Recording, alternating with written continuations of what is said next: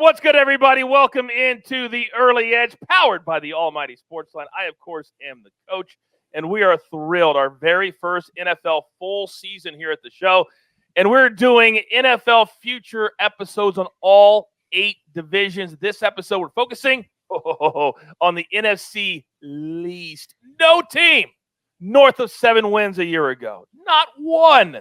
Are they going to be that bad this year? We're about to find out. Let's bring in the stars of the show. 4 of the greatest minds in America when it comes to this space. Let's go around the horn. Oh, I was never on that show. So let's go right next to me first. He is the maestro. What's up, Larry Hartstein? Coach, that must have been the only show you weren't on, because I know you hosted First Take, and I know you did Sports Center, and I know you did a ton of other things. But anyway, let's go. Let's do it. They didn't think I was good enough to do around the horn, apparently. He is at PropStars on Twitter. If you're not following this man, then you're costing yourself money. Alex, welcome to the Early Edge. What's up, Coach? I'm a diehard Eagles fan, so I hope we go gentle on my birds. Oh, okay. Did not know that. Did not know. Now we know. Okay, and then right below that man is a senior writer, one of the best fantasy minds, football minds in America. Dave Richard, welcome to the show. Thanks, Coach. I am pumped. I am psyched. I am running full speed like Daniel Jones heading toward the end zone. Oh crap, I slipped. Don't worry. I'm going to get myself up. I'm going to dust myself off, give everybody some good props. I love it. I love it. And the number one handicapper in all of SportsLine is the man that I've kept in a bubble for 6 months. He's stoic, but inside a fire burns. RJ White, what's up?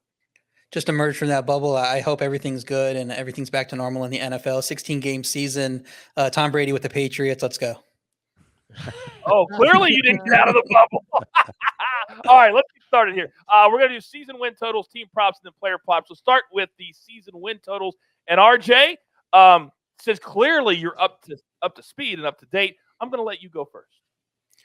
Yeah, so the Giants, I think, are going to have another bad season. I got this under 7.5. Hopefully, you'll be able to find that right now. We're showing under 7 wins at plus 110. I like that, too. They could be in trouble on offense. A lot of skill position guys still injured or not 100%. And an offensive line, plenty of questions. They're trading for people because they know they have issues. They added Billy Price, right before cut down day. So I don't have any confidence in that offensive line. I don't have much confidence in Daniel Jones. There's that having that situation is a lot for established quarterbacks to overcome. Probably too much for a young quarterback like Daniel Jones, who we don't know whether he's a franchise quarterback at this point, but I think we all kind of suspect that he's not. 9 conference road games. At New Orleans, maybe, it depends on if they get their situation resolved. And then at Kansas City, Tampa Bay, Miami, Chargers, and Chicago. I don't know if Giants are better than any of them. I think the defense is still pretty good. I have no faith in the offense, no faith in the coaching staff. 7 wins is a ceiling for me. I like under 7 wins. I like under 7 wins too. I like under 6 wins even better because you get some pretty decent juice on it, plus 220. This team on offense is a mess. Part of the reason why Daniel Jones has played so poorly is because he's not comfortable under pressure. And all that offensive line does is allow pressure. It comes out of their pores. Probably in practice, he's getting sacked. It's terrible. And I'm not sure about the health of Kenny Golladay. Can he make it through a full season? Can Saquon Barkley make it through a full season? We've been debating Saquon Barkley nonstop for 2 months on our Fantasy Football Today podcast. Had to get in that cheap plug. He's someone that's even fallen into round 2. If you can't be confident in Saquon Barkley, how can you be confident in the Giants to even be close to a 500 team? The answer is that you cannot. They will win 4 or 5 games this year. You can cash this ticket at plus 220. When you have the number one show at CBS SportsLine, it's not a cheap plug, but don't make any mistake about it. We're coming after you. We are coming. That's fine with me. I'm on both shows now. Oh, I guess that's very true. I'll have to come on Fantasy Football Today. All right, let's switch gears now to team props. And when you have a division that is this bad, then there's sometimes not much variance, and that's what I'm seeing on my rundown. So, Dave, I'm going to let you start. What do you got? I like the Washington football team to win the NFC East. And I know the Cowboys have a high-powered offense, and I think their defense might be a tad underrated. And Philadelphia, on both sides of the ball, on paper, they actually look okay. I just don't buy into their coaching staff in their first year. Sorry, Alex. We already went ahead and trashed the Giants. I think Washington at at plus 225. Yeah. To win the NFC East. I think that's reasonable for a team that's definitely got the best defense in the division. And they've got enough firepower and offense with a slightly improved offensive line and a smart coaching staff to help get them through. It's weird to back Ryan Fitzpatrick because he turns the ball over quite a bit, but I think he's going to be energized to make his first playoff appearance in his entire career with the Washington football team, and fantasy managers will love that, and bettors will love it too because of the price that they're getting on Washington to win the East. Yeah, I am also on Washington in the East. Assumption is Dallas is the far superior team. The market has them at plus 135. Dallas has the star skill position players, which I think is what everybody's seeing. But Fitzpatrick is a nice upgrade at quarterback for Washington. They have a pair of underrated starts in Antonio Gibson and Terry McLaurin. Dave, I know you love both those guys too in fantasy. Yep. Bringing Curtis Samuel gives them a receiving core, a nice chess piece as well.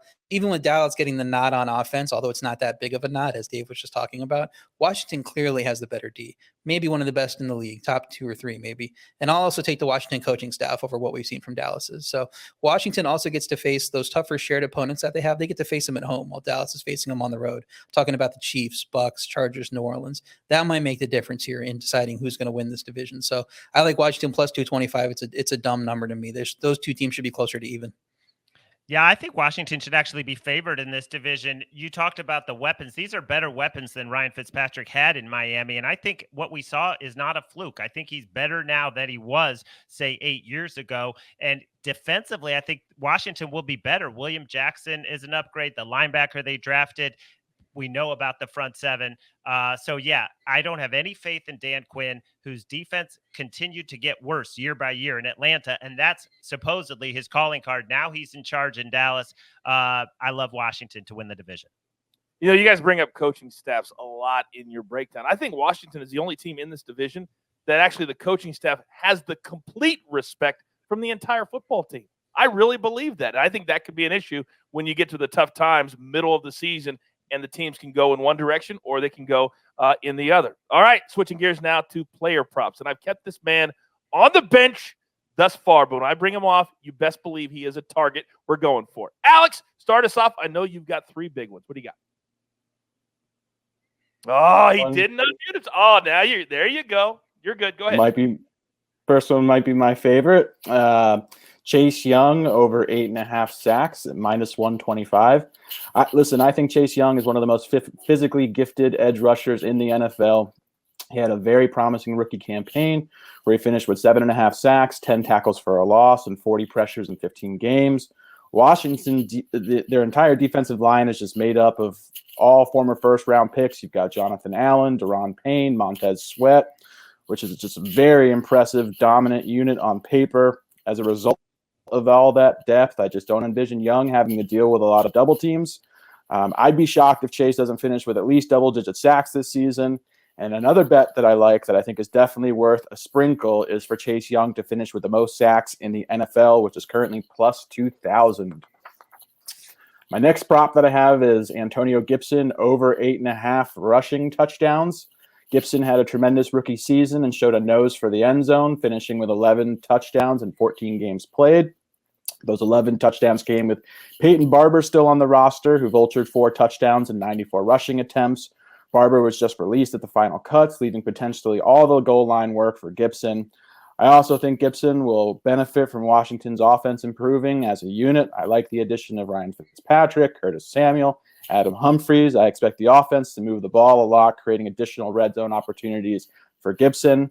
Last but not least, and this one's a little bit painful for me, but it's Jalen Hurts under 3,750.5 passing yards.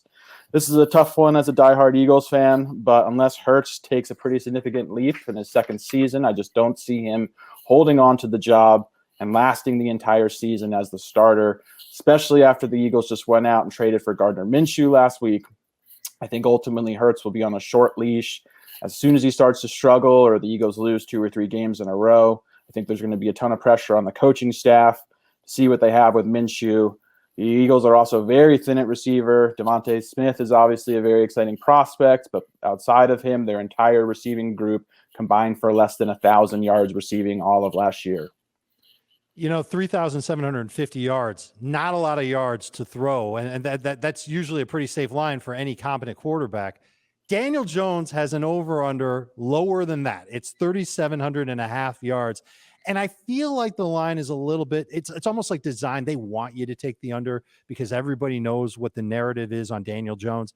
But I can't help myself. He's not a good quarterback. He's turnover prone. He's missed time with injuries. His receivers are injured right now. I know they're practicing as the preseason's over and they're getting ready for week 1, but there's no guarantee that Kenny Golladay, their prized number 1 addition, is going to last 17 games. Kadarius Toney, I was told that he doesn't look like he's the guy that they drafted. Maybe he's a little bit more of a design play type of receiver who might get screens and slants, but might not be able to do a whole lot with them because he just doesn't seem prepared. And this is a coaching staff that's going to want to cling to the run as much as they can with Saquon Barkley. But that offensive line, it's not going to help Saquon Barkley, and it's not going to help Daniel Jones either. When he is under pressure, he is an absolute mess. This defense for the Giants is actually pretty good, but that has absolutely nothing to do with Daniel Jones. I'd be surprised if he even has 3,500 total yards this year. Give me the under at -110.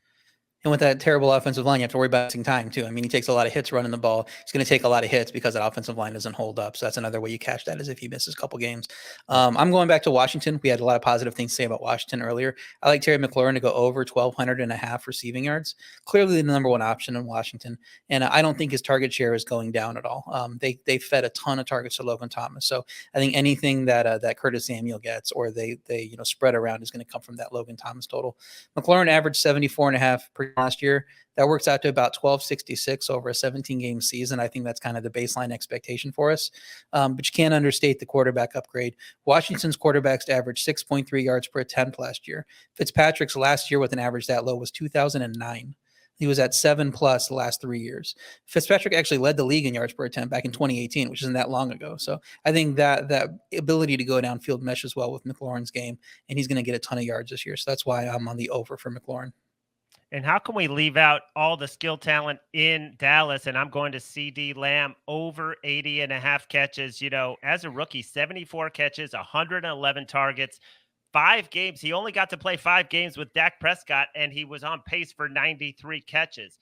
I think he is the most talented receiver on this roster. I think he will emerge as the number 1 receiver, and I love him to get over 80.5. And I also want to add, because that Dallas defense is so bad, that we are going to get shootouts and we are going to get a lot of catches, a lot of garbage catches for CD Lamb. Dave, why were you laughing? What did you find so funny? I love that pick. And the fact that the number is 80.5, that's laughable to me. Lamb did so well with Dak Prescott last year, 27 catches in 4 3/4 games. You want to call it 5 games, that's fine. The target share in those games was under 17%. Lamb is going to command way more than 17% of the target share. That's a layup as long as Dak and CeeDee Lamb stay healthy. And even if Dak misses some time, I bet CeeDee Lamb can still get over 80.5 catches. I tell you what, on your St. Jude draft-a-thon, one of the things I think that was thrown out was either make a pick on the early edge or show up on. I literally feel like a fan right now, sitting back listening to these incredible takes from you guys. I'm dead serious. This is unbelievable, the stuff that you guys find. I can't even tell you. So grab your paper, grab your pencil, and I suggest you make these plays very, very soon because my guys, they move the market. So let's start with Alex at PropStars on social media. Chase Young over 8.5 sacks. Most sacks in the NFL. Nice little plus 1,800 number. Antonio Gibson over 8.5 rushing touchdowns. Then Jalen Hurts under. It hurts to make this pick, but under 37.5 passing yards. Dave is on Washington to win the division. Giants under 6 wins. Alternate line. Daniel Jones under 3,700.5 passing yards. RJ, Giants under 7 wins. Washington to win the division, just like the Maestro, just like Dave. And then Terry McLaurin over 1,200.5 receiving yards, -110. Then the Maestro, he's on Washington also to win the division. And then CD Lamb over 80.5 catches. And Dave says that number is, quote, laughable. You know what's not laughable? The fact that right here, right now, you've got your marching orders. Let's take all of these NFC East tickets straight to the pay window. For Dave, RJ, Alex, and the Maestro, and of course the jeweler behind the scenes, putting it all together here at the brand. I am the coach. 8 different episodes worth your time, all under 15 minutes to get you set for the first 17-game schedule in the history of the National Football League. This is the Early Edge. Good luck. Do you want best bets in your feed every single day? All you have to do is hit that subscribe button to stay up to date with all things Early Edge.